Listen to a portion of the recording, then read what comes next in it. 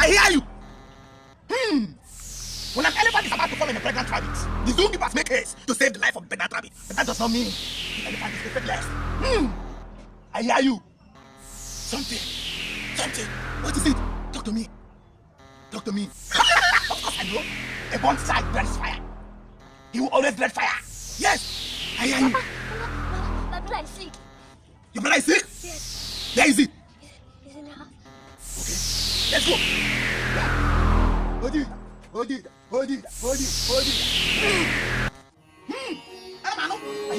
I hear you. Eyes of God. Yes. I hear you. Of course. I hear you. Hold it. Young lady, there is a sick person.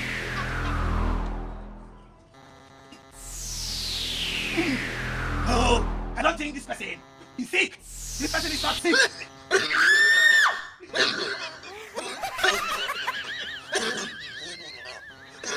No!